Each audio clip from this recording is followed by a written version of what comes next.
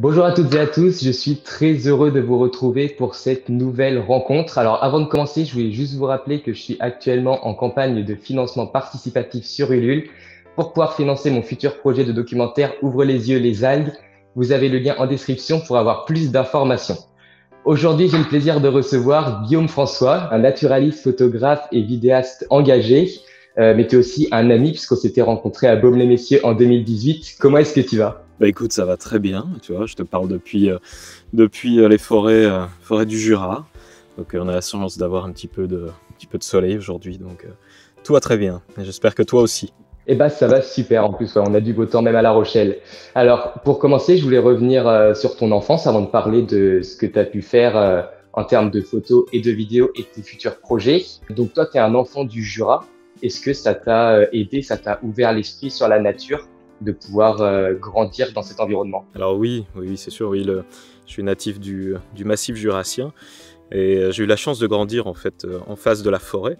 Et la forêt était à quelques mètres de la maison familiale, donc j'ai la chance de pouvoir aller depuis très jeune dans cette forêt avec mes jumelles, essayer de voir les oiseaux, écouter leurs chants, suivre les empreintes, essayer de trouver les traces des animaux, suivre les animaux, etc. M'imaginer les scènes de la vie sauvage, et avant de pouvoir, voilà, vers l'âge de 13 ans, commencer à faire quelques images. Alors voilà, à l'âge de 12 ans déjà, tu es devenu bénévole au Centre Athéna. Est-ce que tu peux nous développer un petit peu cette expérience si jeune?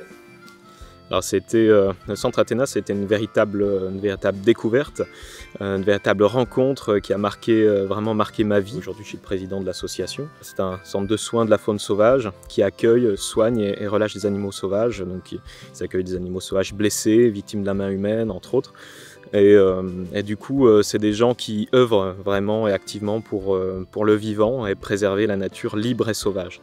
Et déjà tout ça, très, très jeune, ça résonnait en moi. Quand j'ai rencontré le directeur, donc, qui s'appelle Gilles Moine, du centre, qui est le directeur et le fondateur de l'association, ça a été en effet pour moi une véritable rencontre qui a marqué ma vie parce qu'au travers de sa vision, il m'a inculqué les notions et les valeurs de préservation de l'environnement. Donc déjà, à 12 ans, tu as été énormément sensibilisé à ça. Le Centre Athéna, on en reparlera tout à l'heure. Mais à 17 ans, donc 5 ans plus tard, tu as quitté l'école. Alors là, c'est un choix assez osé, assez risqué. Mais du coup, qu'est-ce que tu as fait cette année-là?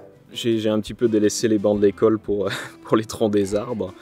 Et, parce qu'en effet, je n'étais pas forcément à l'aise avec le cursus scolaire. Je ressentais vraiment pleinement l'appel de la nature. Alors je me suis dit pourquoi pas me lancer, et donc je faisais de l'image depuis l'âge de 12 ans.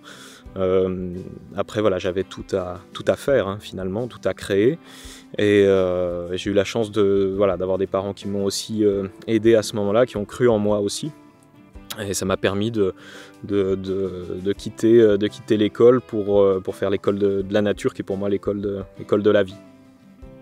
Donc ton entourage, ta famille était déjà sensibilisée à toutes ces causes de la nature, toutes ces causes écologiques?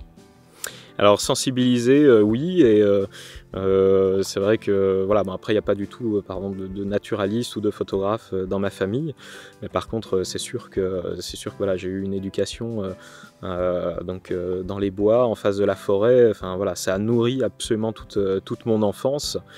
Et c'était un moment extrêmement extraordinaire en fait, hein, que j'ai pu vivre dans les forêts, à l'affût, à dormir au pied des arbres, déjà très jeune.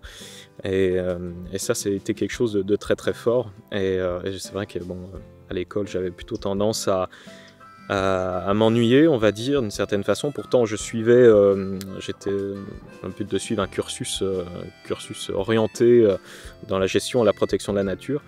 Mais ce que je voyais sur le terrain, dans la nature, il y avait un décalage avec ce qu'on m'apprenait. Alors c'est pour ça que j'ai voulu faire aussi ma propre expérience. L'école de la nature, c'est évidemment la meilleure, mais tu nous as dit que tu n'avais pas de parents dans le milieu de la photographie. Alors ton premier appareil photo, il remonte à quand? Alors c'est mes parents qui me l'ont offert, donc j'avais 12-13 ans. Voilà. Et en fait, donc j'allais dans la nature donc, depuis tout jeune, et c'est vrai que je voyais beaucoup de choses, beaucoup de magnifiques choses. J'avais envie de pouvoir ramener ces instants-là pour les partager. Et jusqu'au jour où j'ai eu un véritable déclic, sans jeu de mots, voilà, j'ai fait la rencontre avec un renard juste en face de la maison familiale. Et à quelques mètres, il passait dans un rayon de lumière, la forêt derrière lui était sombre. Et là, c'était une véritable révélation. Voilà, ça m'a touché au plus profond de moi. Et du coup, voilà, mes parents, j'ai eu la chance que mes parents voilà, m'offrent mon premier appareil photo comme ça. Et là, je suis parti avec mes jumelles et mon appareil pour essayer de figer cette nature éphémère. Alors la nature, elle est gorgée de vie, de faune et de flore, c'est ce que tu nous dis. Mais toi, tu as un animal totem, le lynx boréal, et ta première rencontre, elle s'est passée à l'âge de 15 ans. C'est juste fou. Alors est-ce que tu peux nous expliquer comment ça s'est produit ? Alors oui, le lynx boréal. Mais en fait, le massif du Jura, il faut savoir que c'est le dernier royaume de présence du lynx boréal en France. Dans ces forêts, là où je me trouve, voilà, le lynx fait partie finalement de ce milieu-là. Et depuis tout petit, il hantait mes rêves, quoi, hein. C'est un animal que je voyais dans les livres. Jusqu'au jour où j'ai découvert ma première empreinte juste à 50 mètres de la maison familiale. Il venait de neiger et au matin, je trouve une empreinte d'un lynx. Je devais avoir 13 ans. Et à 13 ans, tu savais déjà reconnaître les empreintes du lynx? En fait, quand tu es à cet âge-là, oui, c'est vrai que je m'intéressais beaucoup à la nature, je lisais beaucoup, j'observais déjà beaucoup d'empreintes dans la nature, j'arrivais à les identifier, etc. Et ce jour-là, quand j'ai découvert ça, j'ai dit non, c'est pas possible, quoi. Et puis quand je mettais ma main à côté, j'ai l'impression que l'empreinte était grande comme une assiette. Et c'était un véritable cadeau de la nature que de voir ces empreintes-là un matin d'hiver. Et à la suite de ça, c'est vrai le lynx c'est toujours et a toujours été en trame de fond de mon travail parce que c'est un animal qui disparaît pour la seconde fois en un siècle à cause du braconnage, des collisions routières également. Et donc du coup pour moi c'est aussi une espèce qui fait partie des grands prédateurs, et ces grands prédateurs qui disparaissent, hein, c'est une clé de voûte du maintien d'un écosystème. Et du coup voilà, c'est un symbole aussi de préserver cet animal-là, parce que voilà, une fois qu'on retire cet animal, qu'on retire l'âme de la forêt, eh bien finalement tout s'effondre.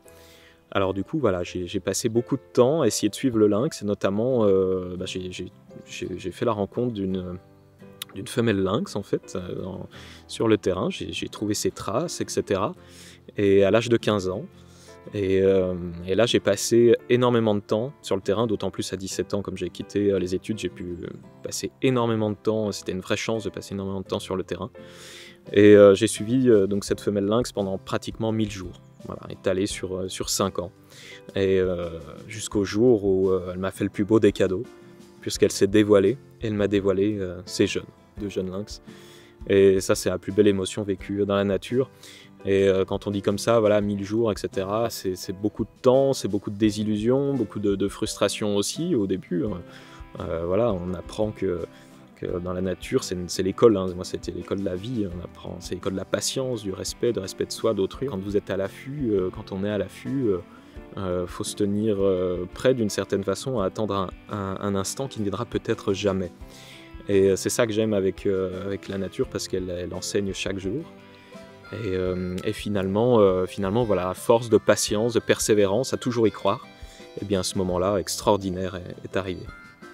Et la nature, ça reste quand même un lieu sauvage, donc comment est-ce que tu fais pour les suivre et te faire accepter, surtout par ces animaux, ces prédateurs sauvages? Eh bien, il y a tout un processus en fait. Il faut déjà apprendre à rentrer dans la nature, à pas feutrer, un petit peu comme le lynx ou comme toutes les autres espèces. C'est-à-dire faut être aussi flegmatique finalement que certains animaux. Ça c'est absolument important. C'est beaucoup de temps de repérage. C'est un travail naturaliste, hein, avant d'être un travail photographique. En tout cas, l'astuce principale, c'est le respect, quoi. Respect intégral, faire partie du milieu, se fondre, oublier même sa propre présence. Enfin, Voilà, il y a cette notion-là, et quand on commence à être finalement, entre guillemets, accepté par, comme ici, par les oiseaux qui vont commencer à voler autour de soi, etc., c'est déjà un premier pas dans la nature. Et puis ensuite, c'est le temps qui fait le reste. On commence à faire partie du milieu. Du coup, l'animal va aussi reconnaître mon odeur, notamment le lynx. Il faut savoir que c'est seulement lui qui décide de se montrer. Et donc petit à petit, au bout de plusieurs années, il va voir que je représente finalement aucun danger, en tout cas que je suis juste ni bon ni mauvais. Et c'est à ce moment-là seulement qu'il peut commencer à se dévoiler, quoi. En effet, c'est surtout un temps de repérage. L'image, elle vient au bout d'un moment, à force de faire partie du milieu, de faire beaucoup de terrain. Mais avant tout, c'est un travail, c'est vraiment un travail naturaliste. Pour justement arriver à entrevoir l'intimité de la vie sauvage, mais sans jamais, absolument jamais en entraver le bon déroulement. Ouais, parce que là, tout ce que tu nous dis, je pense que ça en fait rêver plus d'un, mais il faut quand même rappeler que tu passes des heures et des heures, des nuits entières pour l'apercevoir. C'est pas pour moi beaucoup d'efforts d'être au pied d'un arbre à attendre un instant comme ça, qui en effet, comme je le dis, peut-être ne viendra jamais, mais... C'est un plaisir de rester dans la nature. Complètement, c'est un plaisir absolument immense. Enfin, c'est une chance colossale aujourd'hui de pouvoir vivre de ça. Et pour moi, c'est un véritable cadeau de la vie, quoi. Tu nous as beaucoup parlé de ce lynx boréal. Et quelles sont ses particularités? Pourquoi est-ce qu'il est tant fascinant à tes yeux?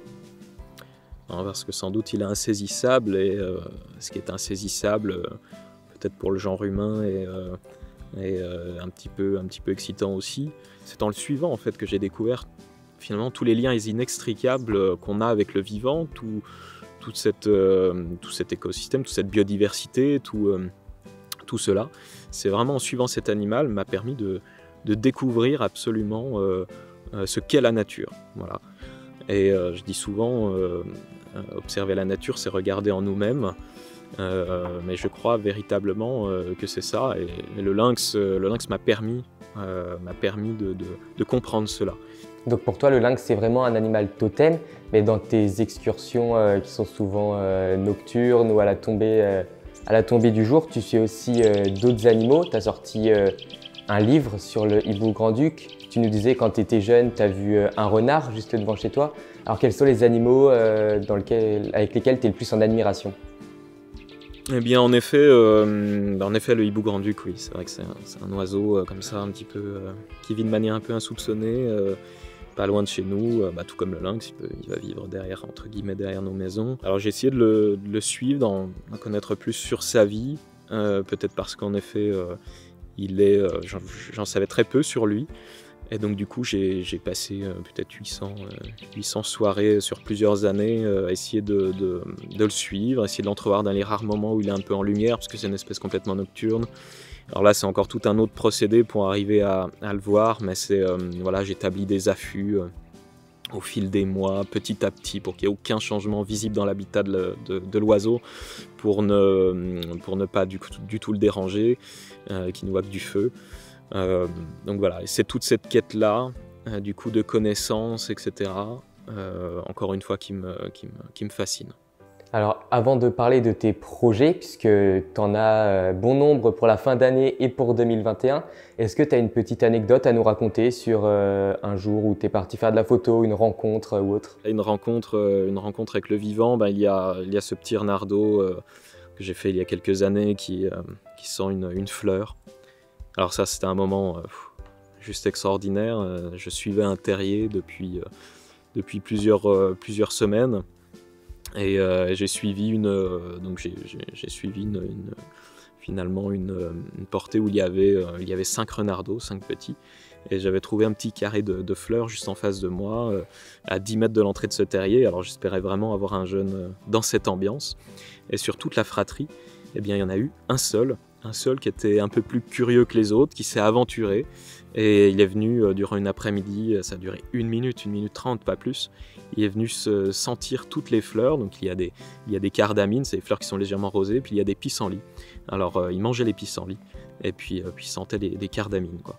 Et ça, pour moi, ça fait partie des plus belles émotions vécues dans la nature. Mais des anecdotes comme ça, il y en a Arnardo qui sent une fleur, c'est pas tous les jours, mais en tout cas des anecdotes avec le vivant, il y en a tous les jours, et je vais autant m'extasier devant en effet une rencontre avec un lynx que je vais voir une fois par an ou 2 fois par an, qu'un petit insecte voilà, sur une feuille dans un décor absolument prodigieux pour essayer de comprendre un petit peu sa manière de vivre, etc.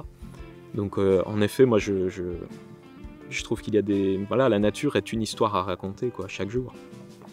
Ouais, c'est vraiment des rencontres qui sont rares mais qui sont magnifiques. Alors on a vécu une période de confinement, toi qui es toujours dehors, comment est-ce que tu l'as vécu? Alors oui, c'était pas simple. Après voilà, j'ai eu l'opportunité durant notamment le premier confinement de pouvoir le vivre de nouveau près de la maison familiale. Donc du coup j'avais la forêt voilà, juste en face de chez moi. Donc du coup voilà, je partais voilà, 1 heure durant mon heure quotidienne autorisée, je partais juste en face à quelques mètres, et j'ai redécouvert aussi les choses. J'ai pu voir la nature encore autrement, de redécouvrir une nature extrêmement proche de chez soi, et de voir qu'en fait, voilà, si on donne l'opportunité, l'occasion à la nature de se développer, c'est-à-dire en maintenant les milieux, et bien évidemment toutes les espèces se développent. Et c'est aussi ça, je crois, le message, c'est de revenir un peu à l'essentiel. Et je crois qu'on en a réellement besoin, et juste ressentir finalement le vivant pleinement, finalement les pulsations du vivant, l'espace d'un temps, de partir juste 1 heure, aller se poser au pied d'un arbre. Enfin, moi, à la fin de mes conférences, c'est ce que je dis souvent. Voilà, j'invite les gens à aller se poser au pied d'un arbre, voilà, juste quelques minutes, ressentir un petit peu tout ce qui se passe autour de soi. Et déjà, ça permet un petit peu de se reconnecter avec le vivant. Donc oui, ça a été assez salvateur, et j'ai réappris à voir aussi le monde encore d'une autre manière. Ouais, tu as pu découvrir et redécouvrir les lieux, les arbres de ton enfance, et tu as aussi eu la chance de participer à l'émission Sur le front avec Hugo Clément, qui est mon idole. Comment est-ce que ça s'est passé ce tournage? C'était donc un tournage, on était en pleine période du coup de confinement pour ce tournage, et puis on est parti au cœur du territoire du Lynx, donc ça a été une extraordinaire rencontre avec Hugo et toute l'équipe, des gens vraiment engagés pour finalement apporter leur contribution à la préservation de la planète, et puis en soutenant tous les acteurs qui œuvrent pour la biodiversité. Je trouve que mouiller sa chemise comme le fait Hugo, enfin voilà, c'est juste magnifique. Et c'est important qu'on ait des gens comme ça aussi avec nous dans toutes ces causes, pour pouvoir espérer donner un autre avenir à cette planète. Et pour le tournage, c'est vrai que c'était extraordinaire, parce que moi j'emmène très rarement des gens sur le terrain avec moi, et toute l'équipe était absolument formidable, parce que très à l'écoute finalement de toutes les méthodes qu'on devait mettre en place pour vraiment se fondre dans le vivant, fondre dans la nature, alors que voilà, tous n'avaient pas forcément peut-être vécu d'expériences comme ça. Et donc il y avait un immense respect que j'ai trouvé très admirable. Et puis une belle expérience partagée qui restera vraiment en mémoire. On entendait, je me souviens, voilà, on dormait donc sur le terrain, on était au pied des arbres, et le matin on avait un véritable concert avec les oiseaux et les pics notamment. C'est des oiseaux cavernicoles qui creusent des trous dans les arbres. Voilà, moi c'est des instants comme ça qui sont très forts, et je crois et j'espère en tout cas qu'ils ont vraiment apprécié, quoi. C'est vraiment ce qu'ils ont fait ressortir dans leur reportage en tout cas. Et le temps où tu étais chez toi, tu as pu le mettre à profit pour des projets, puisqu'on y vient. Les projets, alors quels sont tes projets pour la fin d'année? Alors là, eh bien, en effet, ça faisait presque 1 an que je prépare un projet de calendrier d'art nature, ainsi qu'un plaidoyer, un clip vidéo, où j'y mets un peu de moi. Je parle un petit peu de ma vision du monde sauvage, de mon ressenti. Donc j'ai justement beaucoup tourné à proximité de là où j'ai grandi aussi. Et en fait, le but de ce clip vidéo et également ce calendrier, c'est ils sont en faveur de 2 associations, le Centre Athénas et Rewild, pour soutenir du coup ces acteurs qui œuvrent pour la biodiversité, eh bien, notamment sur le calendrier. Donc je lance une prévente en ligne qui va me permettre de reverser 50% de mes droits d'auteur à ces deux associations pour les aider à mettre en œuvre des projets absolument concrets pour le vivant. Et du coup voilà, c'est pour moi quelque chose qui est extrêmement important. Ouais. Alors la cagnotte Ulule, elle est également en description. Les calendriers sont juste magnifiques. Dans celui de 2021, qu'est-ce qu'on y retrouve? Eh bien, on y retrouve quelques belles rencontres. Alors notamment en couverture, il y a le lynx boréal. Évidemment, je pensais voilà, ne pas. C'est pour moi incontournable. C'est un mâle adulte que je suis depuis 2014. D'ailleurs, l'autre jour sur le terrain, j'ai pu voir qu'il était toujours en vie parce que c'est toujours ma crainte chaque année. À chaque fois que je reprends le terrain pour le lynx, c'est finalement de ne pas le revoir à cause de tout ce qui se passe, à cause de la pression de l'humain sur le vivant, etc. Et puis sinon, on retrouve pas mal d'images, on trouve des citations aussi, parce que j'écris beaucoup. J'écris de plus en plus, je prépare aussi pour très bientôt un projet de livre. J'ai écrit beaucoup dans mes affûts et puis je me suis dit pourquoi pas reprendre quelques mots et du coup voilà, le calendrier est illustré de différentes citations. Et puis quelques images, le hibou grand-duc, on va retrouver le renard aussi, le renardeau dans les fleurs. Donc il fait partie de ce calendrier, puis quelques paysages voilà, assez épurés et de toute la nature en fait, que l'on trouve à proximité de chez soi. Alors 50% des droits d'auteur des ventes du calendrier seront au bénéfice d'associations, donc le Centre Athéna et Rewild. Alors qu'est-ce qu'ils vont en faire de cet argent ? Alors il y a différents paliers à atteindre au travers de cette prévente. Chaque palier correspond à différents projets que ces associations souhaitent mettre en œuvre. Il y a par exemple l'achat de volières pour la rééducation des animaux dans le but de leur relâcher, notamment des oiseaux. Tous les examens vétérinaires, les analyses génétiques, tout ça est obligatoire et extrêmement coûteux. Donc du coup voilà, le but c'est d'arriver au travers de ce projet-là à soulager tout le monde de ça et permettre justement réellement que ces projets puissent voir le jour.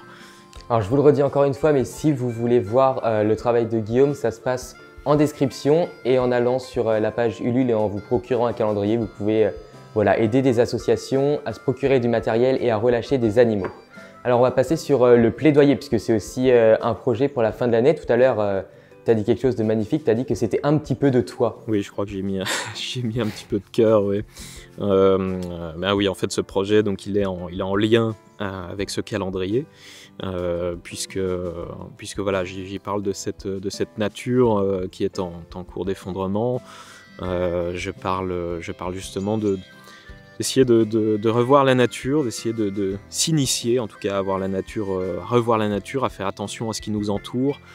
Parce que je pense que ce monde, il ne manque ni de beauté, il ne manque ni de merveille, mais je crois que réellement, on manque cruellement même d'empathie, d'émerveillement pour voir ce monde. J'ai essayé de parler avec mon cœur sur ce que je ressentais, sur ce vivant qui chaque jour s'effondre un peu plus.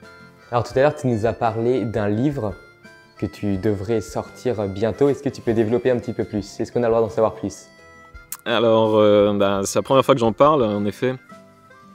D'ici quelques mois, je pense sortir un livre qui va faire le récit de plus de 2000 jours d'affût. Parce que dans ces 2000 jours d'affût, j'ai beaucoup écrit, justement, sur ce que je voyais, sur cette nature, sur les liens, sur les liens entre les espèces, etc. Voilà, je souhaite partager un petit peu ma vision de la nature, ce que j'ai pu y découvrir.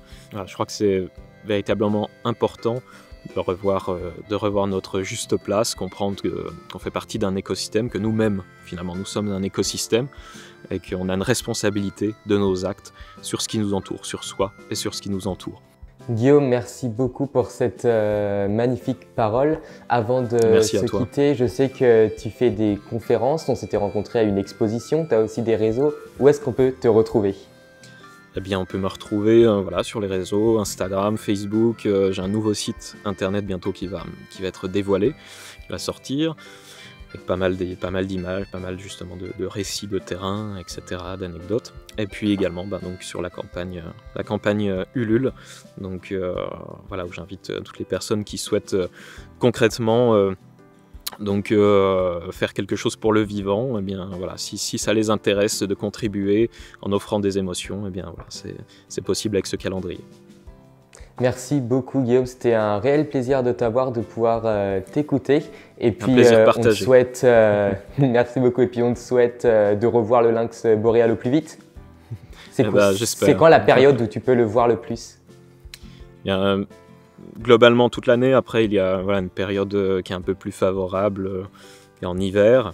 Alors c'est un peu plus compliqué au niveau de la gestion sur le terrain, etc. Pour les longues autonomies, mais voilà, c'est l'hiver, c'est le moment du rut pour le lynx. Et donc voilà, c'est un instant qui va bientôt arriver finalement. Et on te souhaite de le revoir au plus vite et de pouvoir le photographier. Merci encore et à très vite.